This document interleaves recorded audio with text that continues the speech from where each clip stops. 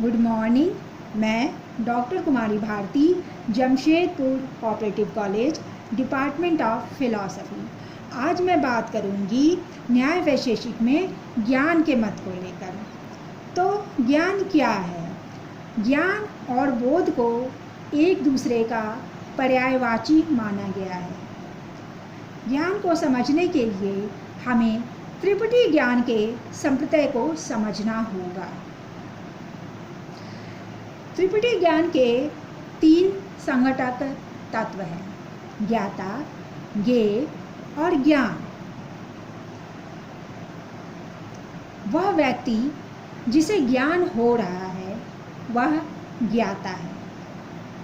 जिस वस्तु का, जिस पदार्थ का उसे ज्ञान हो रहा है वह ज्ञेय पदार्थ है। जिस साधन के द्वारा, इंद्रिय अनुभव के द्वारा या जिस साधन के द्वारा उसे ज्ञान की प्राप्ति हो रही है उसे हम लोग ज्ञान कहते हैं। अर्थात ज्ञान के अंतर्गत इन 3 तत्वों को, इन 3 संघटक तत्वों को रखा गया है।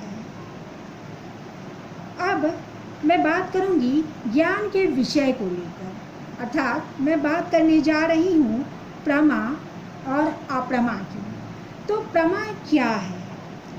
किसी भी विषय के यथार्थ ज्ञान को हम लोग प्रमा कहते हैं। किसी भी विषय के अयथार्थ ज्ञान को अप्रमा कहते हैं। उदाहरण के तौर पर अगर हमने सोने को सोना कहा तो हमारा ज्ञान प्रमा है। अगर हम सोने के पीतल कहते हैं तो हमारा ज्ञान अप्रमा है। अर्थात सत्य ज्ञान जो होता है, वैलिड नॉलेज जो होता है, वो हमारा प्रमा है। और अयथार्थ ज्ञान, नॉन वैलिड नॉलेज जो है, अयथार्थ ज्ञान जो है, वो हमारा अप्रमा है। ठीक है। अब प्रमा और अप्रमा से होते हुए हम बात कर रहे हैं न्याय वैशेषिक मत में ज्ञान को लेकर के। तो जब हम न्याय वैशेषिक मत में ज्ञान की बात करते हैं तो वहाँ पर हम पाते हैं कि वहाँ ज्ञान, बुद्धि, उपलब्धि को एक दूसरे का पर्यायवाची माना गया है। इसे वैशेषिक दर्शन भी स्वीकार करता है।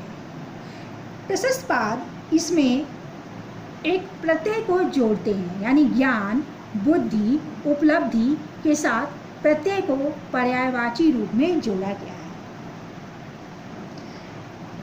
वैशेषिक दर्शन बुद्धि को गुण के रूप में रखते हैं।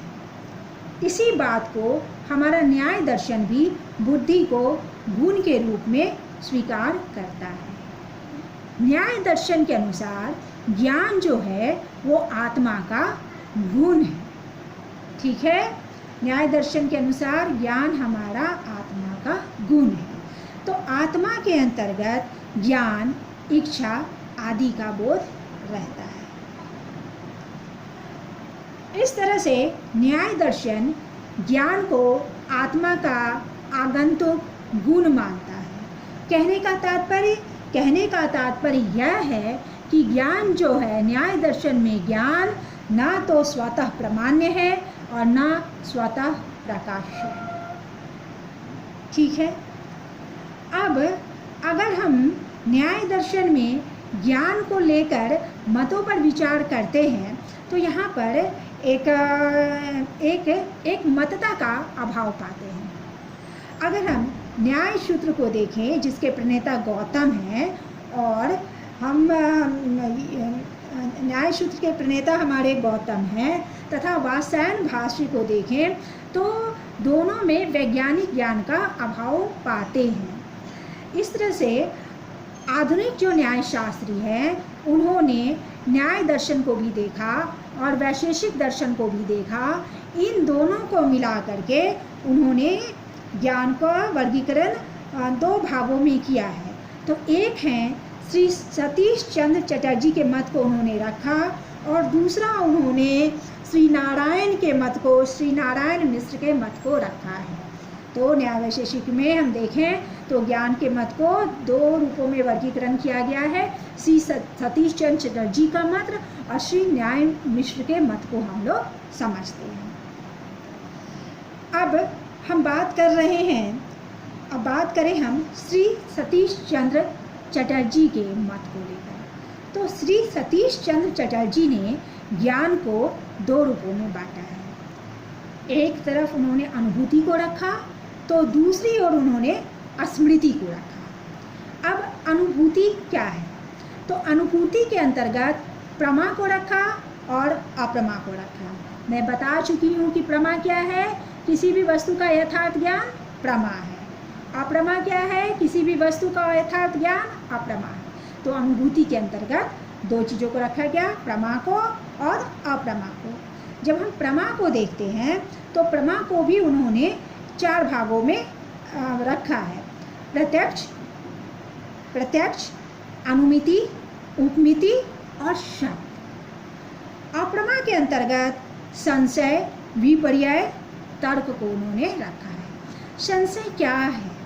संशय को अगर हम देखें तो किसी भी विषय की डाउटफुल स्थिति को हम संशय कहते हैं। अब जैसे मान लीजिए कि हम अंधेरे में जा रहे हैं और देखते हैं कि एक लंबा सा मान लीजिए पोल खड़ा है और हम दूर से आ रहे हैं। अब हम कह दें अरे पोल है या भूत है, पोल है या भूत है, तो हमारे मन में संशय है। या अंधेरे में हम किसी झाड़ी को देखते हैं तो हमारे मन में एक संशय बना रहता है कि वो झाड़ी है या भूत सा है या कुछ है। तो वो संशय वाली जो स्थिति होती है उसको हम लोग संशय के अंतर्गत, यानी डाउटफुल स्थिति को हम लोग संशय के अंतर्गत रखते हैं। अब हम बात कर रहे हैं विपर्यय की। तो विपर्यय से तात्पर्य है रज्जु सर्प के उदाहरण से समझ सकते हैं।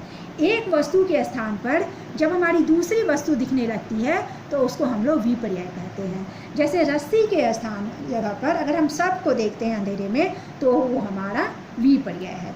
इसी तरह से अगर हम तर्क को समझते हैं तो तर्क क्या है? किसी भी वस्तु के यथार्थ ज्ञान तक हम पहुंचना चाहते हैं और पहुंचने के लिए हम लोग तर्क का सहारा लेते हैं।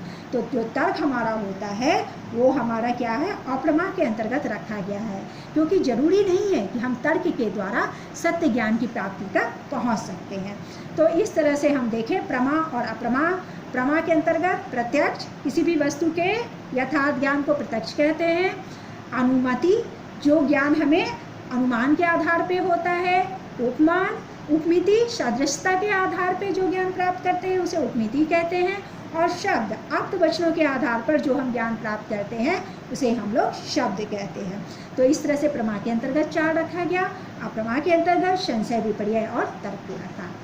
अब हम बात कर रहे हैं श्री सतीश चंद्र चटर्जी के ज्ञान के वर्गीकरण की। तो दो भागों में बांटा है, अनुभूति को और स्मृति को। स्मृति हमारा अप्रमा के अंतर्गत नहीं रखा है इन्होंने, तो स्मृति को भी इन्होंने दो भागों में बांटा है, यथार्थ और अयथार्थ। अब मैं बात करूंगी श्री नारायण मिश्र के अनुसार ज्ञान की। तो जो हमारा श्री नारायण मिश्र के अनुसार ज्ञान है, अगर हम देखते हैं तो श्री नारायण मिश्र भी उसी तरह से उन्होंने भी, नारायण मिश्र ने भी ज्ञान को दो भागों में बांटा है। एक है प्रमा को रखा और दूसरी ओर उन्होंने अप्रमा को रखा है। तो प्रमा क्या है? यथार्थ अनुभव है और अप्रमा क्या है? अयथार्थ अनुभव है।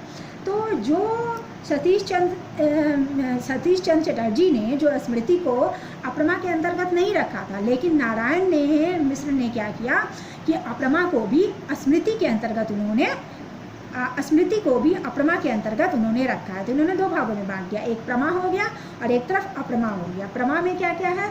प्रत्यक्ष है, अनुमान है, प्रत्यक्ष है, अनुमिति है, उपमिति है, शब्द है।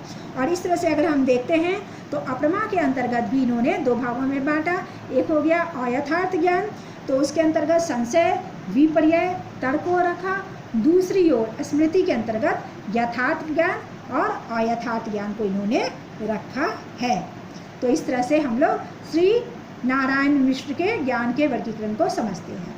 अब मैं बात करूंगी प्रशस्तपाद का क्या मत आता है। तो अगर हम प्रशस्तपाद के मत को देखते हैं तो इन्होंने ज्ञान को दो रूपों में बांटा है। एक को उन्होंने कहा विद्या और दूसरी ओर वो बात कर रहे हैं अविद्या की। तो विद्या को अगर देखते हैं तो विद्या के भी उन्होंने इस तरह से विद्या का जो विभाजन किया उसमें प्रत्यक्ष है, अनुमिति है, स्मृति है और हमारा आर्ष ज्ञान है जिसको कि हम शब्द भी कहते हैं। तो प्रत्यक्ष, अनुमिति, स्मृति और हमारा आर्ष ज्ञान। अब अगर हम देखें तो उन्होंने अविद्या, एक तरफ विद्या हो गई और एक तरफ अविद्या हो गई। तो विद्या के अंतर्गत मैंने 4 भागों में बता दिया, प्रत्यक्ष, अनुमिति, स्मृति और आर्ष ज्ञान। अब हम बात कर रहे हैं अविद्या की। तो अविद्या को भी उन्होंने बांटा है। अगर हम अविद्या की बात करें तो अविद्या को 4 रूपों में बांटा है उन्होंने, संशय, विपर्यय, अध्यवसाय और उन्होंने स्वप्न कहा है। ठीक है, क्या किया है उन्होंने? अविद्या को 4 भागों में बांटा है। पहला हमारा संशय है, दूसरा हमारा विपर्यय है, तीसरा हमारा अध्यवसाय है और स्वप्न है। तो संशय को भी उन्होंने 2 भागों में बांटा। फिर संशय को उन्होंने कहा आंतरिक और बाह्य। ठीक है, संशय को उन्होंने क्या कहा? आंतरिक कहा, बाह्य कहा।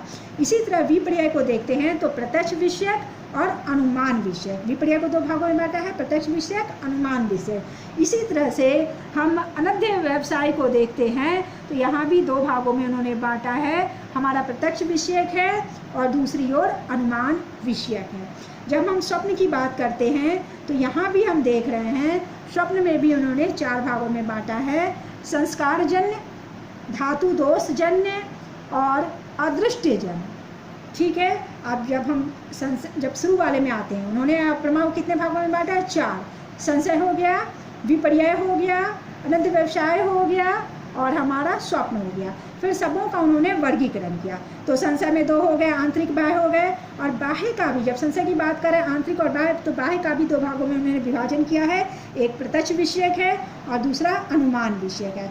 तो इस तरह से हम न्याय वैशेषिक में ज्ञान के वर्गीकरण को जानते हैं और हम लोग ज्ञान के वर्गीकरण को इस तरह से हम लोग समझते हैं। तो मैं उम्मीद करती हूँ कि आपको समझ में आया होगा। Okay, thank you, bye.